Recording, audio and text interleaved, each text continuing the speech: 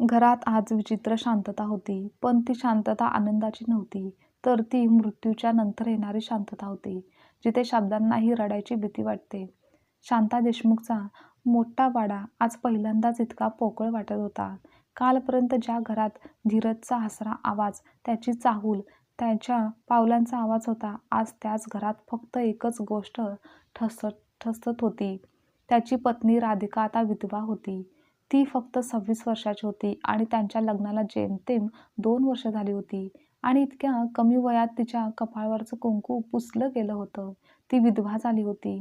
धीरजचा अपघात अचानक झाला. तो ऑफिसहून घरी येताना एका जलद गतीने येणाऱ्या ट्रकने दुचाकीला धडक दिली आणि त्याचा खूप मोठा अपघात झाला.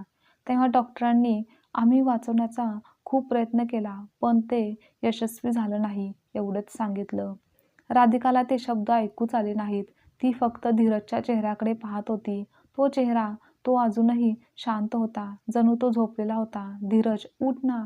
तिचा आवाज इतका हलका होता की स्वतःलाच ऐकू येत नव्हता. ती खूप रडत होती. स्मशानातून परतल्यावर घरात विधी सुरू झाले.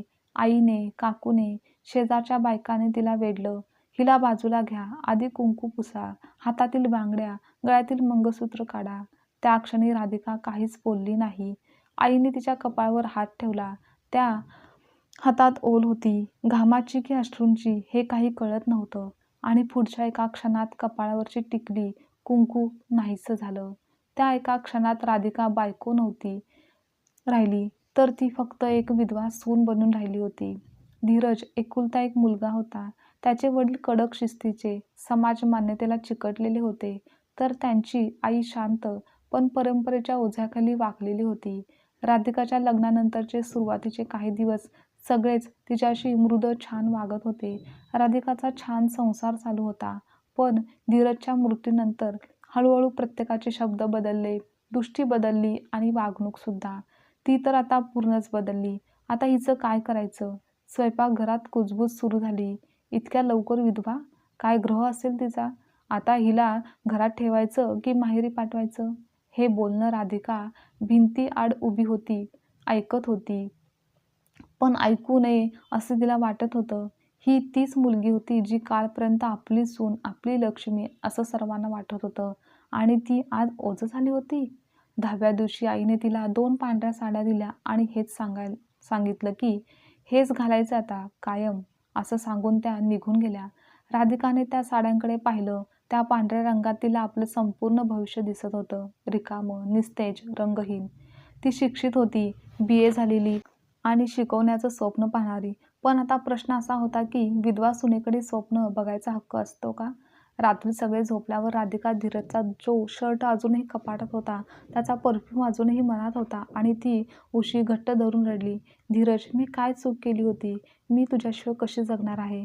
पण उत्तर काहीच नव्हतं, तर फक्त भिंतीवरचा घड्याळाचा काटा टिक टिक टिक तिच्या आयुष्याचा वेळ पुढे नेत होता, तेही तिच्या परवानगीशिवाय.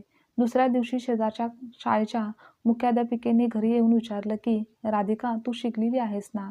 आम्हाला तात्पुरती शिक्षिका हवी आहे."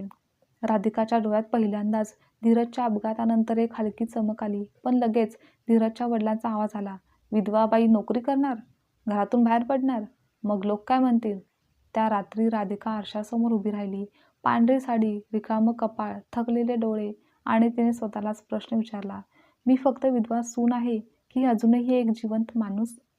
राधिकाला आता घरात दिसणं सुद्धा अपराध वाटू लागलं होतं. ती अंगणात आली तर कोणीतरी खिडकीतून पडदा उडायचं. ती ओट्यावर बसली तर शेजारची बाई कुजबुजायची की ही तर विधवा आहे, तिच्या नजरेला लागू नये किंवा तिची बाळावर आपल्या किंवा नवीन झालेल्या जोडप्यावर नजर पडू नये. त्या बायका असं काही बोलत होत्या जणू तिच्या डोळ्यात काहीतरी अशुभ साचलेलं होतं. आणि अगदी कालपर्यंत सूनबाई या बसा म्हणणाऱ्या बायकांनी आज तिच्यासाठी हे असे शब्द बदललेले होते. एकेकाळी ती या नावाने, शब्दाने हाक मारायची. धाडस कोणी करत नव्हतं आणि आजही पहाटे लवकर उठणं, संपूर्ण घराचा स्वयंपाक, नाश्ता, भांडी, फरशी, कपडे, भांडी हे सगळं आता तिचं कर्तव्य होतं. पण त्या कर्तव्यासोबत तिला मत देण्याचा हक्क मात्र संपला होता. आज भाजी काय करायची हा प्रश्न तिच्यासाठी नव्हता, तर तू हे काही बोलू नकोस, तुझं नशीब तुझ्यासोबत ठेव. आता हे वाक्य रोजचंच झालं होतं. पण या सर्वामध्ये आई म्हणजेच राधिकाची सासूबाई मात्र वेगळी होती. त्या तिला रागावत नव्हत्या, पण त्या तिला वाचवत देखील नव्हत्या. कदाचित त्यांच्यात ते धाडसच नव्हतं. म्हणूनच रात्री झोपताना त्या हळूच म्हणायच्या, "माझी काहीच ताकद नाही गं." आणि त्या वाक्यात राधिकाला संपूर्ण स्त्री जन्माची पराभूत कथा दिसायची. एके दिवशी राधिकाची आई तिला भेटायला आली. मुलीचं पांढरं रूप पाहून तिच्या पायाखालची जमीनच सरकली. "माझी लेक गं." इतकंच म्हणत ती रडायला लागली आणि पुढच्या क्षणी "घरी चल" असं आई म्हणाली. पण मग लगेचच पुढचं वाक्य तयार होतं, "पण तुझा भाऊ लग्नाचा आहे, तर लोक काय म्हणतील?" यावर राधिका काहीच बोलली नाही. कारण तिला कळलं होतं की माहेरसुद्धा आता तिचं पूर्ण घर राहिलं नव्हतं. ज्या अधिकाराने ती हट्टाने माहेरी जाईल. एक दिवस धीरजचे वडील गावातल्या सर्वांना बैठकीत बोलवतात. विधवा सून घरात असेल तर समारंभ टाळलेलेच बरे, कोणतेही शुभकार्य करायलाच नको. त्या दिवशी राधिकाला स्वयंपाकघरातून कोणी बाहेर येऊ दिलं नाही. तर ती फक्त अदृश्य सावली होती. ती तीच सून होती जी कधीकाळी नवरदेवाच्या शेजारी उभी होती. त्या रात्री राधिकाने खूप विचार केला की मी किती दिवस अशी जगेन आणि मी नेमकी कोण आहे. धीरज गेला होता, पण त्याच्यासोबत राधिकाचं अस्तित्व देखील जाळून टाकण्यात आलं होतं. तेव्हा तिने पहिल्यांदाच मनात ठरवलं की मला श्वास घ्यायचा आहे, मला माझ्या मर्जीने राहायचं आहे. दुसऱ्या दिवशी ती शेजारच्या शाळेत गेली. मुख्याध्यापिका तिला पाहून थांबल्या. "तू आलीस?" आता त्या आवाजात आश्चर्य आणि आपुलकी होती. ती थरथरत्या आवाजात म्हणाली, "मला शिकवायचं आहे." आता तो क्षण राधिकासाठी मोठा सुखद धक्का होता. मुख्याध्यापिका देवासारख्या होत्या, पण हे सर्व घरी समजताच धीरजचे वडील संतापले. "विधवा असून तू बाहेर नोकरी करणार का? हे घर तुझं आहे की नाही?" राधिका काही वेळ शांत राहिली. नंतर ती म्हणाली, "हो, मी विधवा आहे, पण मी गुन्हेगार नाही." या वाक्याने घरात सन्नाटा पसरला. सासूबाईंनी रात्री राधिकाच्या हातात हात दिला आणि म्हणाल्या, "तुला हवं तसं तू जगू शकतेस. स्वतःचा स्वाभिमान जपून राहा." आता त्या शब्दात आईची अपूर्ण हिंमत होती, पण ती हिंमत राधिकासाठी पुरेशी होती. नोकरीच्या पहिल्या दिवशी राधिका पांढऱ्या साडीतच शाळेत गेली. मुलांनी तिला पहिल्यांदाच मॅडम म्हटलं. तो शब्द तिच्या कानात देवासारखा घुमला व स्वतःचा अभिमान देखील तिला वाटला. तिचा पगार कमी होता, पण तो तिचा होता. तिच्या कष्टाची जोड होती. तिच्या डोळ्यात पाणी आलं. पहिल्यांदाच तिला वाटलं की मी अजून जिवंत आहे आणि स्वतःसाठी जगू शकते. त्या रात्री ती छताकडे पाहत होती. आजही ती विधवा सूनच होती, पण आता ती स्वतःची माणूस बनू लागली होती आणि दूर कुठेतरी समाजाची भीती आता हळूहळू पहिल्यांदाच मागे सरकत होती. राधिकाची नोकरी सुरू होऊन 15 दिवस झाले होते आणि त्या 15 दिवसात तिच्या आयुष्यातील प्रत्येक श्वास एखाद्या गुन्ह्यासारखा मोजला जात होता. सकाळी ती शाळेत जायची आणि संध्याकाळी परत येताना गावच्या वेशीवरून चालताना तिला जाणवायचं की लोकांचे डोळे तिच्यावर रोखलेले आहेत. विधवा असून नटते, बघा कशी, दुसऱ्यांच्या मुलांसमोर उभी राहते. हे शब्द थेट कानावर पडत नव्हते, पण आता हवेत मिसळलेले होते. तर इकडे शाळेत सुद्धा सगळेच सोपे नव्हते. 2 शिक्षकाने तिच्याशी बोलणं टाळायला सुरुवात केली. मात्र मुख्याध्यापिका तिच्या पाठीशी ठाम उभ्या होत्या. पण त्या एकट्या तिच्या सोबत होत्या. एकदा स्टाफरूममध्ये कोणीतरी हळूच म्हणालं की "विधवा मॅडम, मुलांच्या डोक्यावर प्रभाव पडेल." राधिकाने ते ऐकलं होतं. त्या दिवशी ती घरी येईपर्यंत एकही शब्द बोलली नाही आणि इकडे घरी तिचे सासरे तिच्याकडे पाहायला देखील तयार नव्हते. जेवताना तिच्यासाठी वेगळी पंगत असायची. सण आला तर तिला खोलीत बसवलं जायचं. तुझ्या पावलांनी घर अपवित्र होतं. हे शब्द आता थेट उच्चारले जात होते. त्यामुळे राधिका आतून तुटत चाललेली होती, पण ती बाहेर शांत दिसत होती. असेच काही दिवसांनी एक दिवस संध्याकाळी घरात बैठक झाली. राधिकाचे सासू सासरे, गावचे 2 प्रतिष्ठित लोक. राधिकाला मधोमध त्यांनी उभं केलं गेलं. तिच्या सासऱ्यांचा आवाज थंड होता, पण त्या थंडपणात निर्दयता होती. ते ठामपणे म्हणाले, "सुनबाई, तुझ्यासमोर आता 2च पर्याय आहेत. एक म्हणजे तू नोकरी सोड आणि दुसरं म्हणजे तू माहेरी निघून जा आणि या घराशी नातं तोड." तो क्षण राधिकाच्या आयुष्याचा सर्वात मोठा वळणबिंदू होता. ते ऐकून सासूबाई देखील अपयशी आक्रोशी झाल्या. सासूबाई रडल्या आणि म्हणाल्या, "ती मुलगी आहे. नोकरी करून ती काही वाईट करत नाही." पण राधिकाच्या सासऱ्यांनी एकच वाक्य म्हटलं, "पण समाज त्यापेक्षा मोठा आहे." त्या वाक्याने सगळे गप्प झाले, कारण त्या घरात समाज म्हणजे देव होता. त्या रात्री राधिका झोपली नाही. ती धीरजच्या फोटोसमोर बसली. "मी तुझ्यामुळे इथे आहे," ती हळूच म्हणाली. "पण मला माझं अस्तित्व, स्वाभिमान देखील जपायला हवा." मग तिने बॅग उघडली, कारण ती नोकरी सोडणार नव्हती. दुसऱ्या दिवशी सकाळी ती साडी नेसून दारात उभी राहिली. तिच्या सासऱ्यांनी एकही शब्द बोलला नाहीत. मात्र सासूबाईंच्या डोळ्यात अश्रू आणि अभिमान दोन्ही होते. राधिकाने वाकून सासूबाईंना नमस्कार केला. "तू जगून दाखव," त्या इतकेच म्हणाल्या. राधिकाचं माहेर, तोही कायमचा आधार नव्हता. तिथे आई होती, पण भाऊ आणि वहिनी तिला ओझं मानत होते. आणि लोक विचारतात, हे वाक्य तिथे देखील होतंच. म्हणून मग राधिकाने शाळेच्या हॉस्टेलमध्ये लहानशी खोली घेतली. पहिल्यांदाच ती पूर्णपणे एकटी होती. काही महिन्यांनी शाळेत एक नवं नाव तिच्या आयुष्यात आलं. पंकज खाडे. समाजशास्त्र शिकवणारा शिक्षक होता. तो विचाराने थोडा वेगळा होता. तो तिच्याकडे दया म्हणून पाहत नव्हता आणि तो तिच्याशी माणूस म्हणून बोलत होता. एक दिवस तो म्हणाला, "तुम्ही खूप धैर्यवान आहात." त्या वाक्याने राधिका गोंधळली. तिला भीती वाटली, पण हळूहळू पंकजसोबत राधिका मनमोकळ्या गप्पा मारू लागली. त्याच्यासोबत बोलताना अवघडले पण वाटत नव्हतं, कारण पंकजही खूप चांगला मुलगा होता. तो तिच्याशी समजून घेऊन बोलत असायचा. पण विधवेला कोणीतरी समजून घेत आहे, हे हा समाज स्वीकारेल का? आणि असंच झालं. हळूहळू गावात चर्चा होऊ लागली. ती राधिका नोकरी करते, स्वतःच्या पायावर उभी आहे.